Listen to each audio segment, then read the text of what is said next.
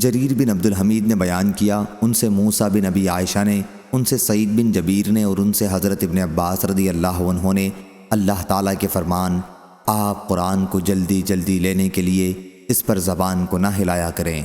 بیان کیا کہ جب جبریل علیہ السلام وحی لے کر نازل ہوتے تو رسول کریم صلی اللہ علیہ وسلم اپنی زبان اور ہونٹ ہلایا کرتے تھے۔ اس کی وجہ سے آپ کے لیے وحی یاد کرنے میں بہت بار پڑتا تھا اور یہ آپ کے چہرے سے بھی ظاہر ہو جاتا تھا۔ اس لیے اللہ تعالیٰ نے یہ آیت جو سورہ لا اقسم بیوم القیامہ میں ہے نازل کی کہ آپ قرآن مجید کو جلدی جلدی لینے کے لیے اس پر زبان کو نہ ہلایا کریں۔ یہ تو ہمارے ذمہ ہے اس کا جمع کرنا اور اس کا پڑھوانا، تو جب ہم اسے پڑھنے لگیں تو آپ اس کے پیچھے پیچھے پڑھا کریں، پھر آپ کی زبان سے اس کی تفسیر بیان کرا دینا بھی ہمارے ذمہ ہے۔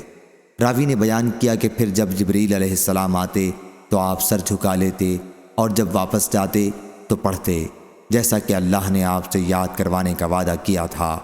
کہ تیرے دل میں جما دینا، اس کو پڑھا دینا ہمارا کام ہے۔ پھر آپ اس کے موافق پڑھتے۔ صحیح بخاری حدیث نمبر 5044۔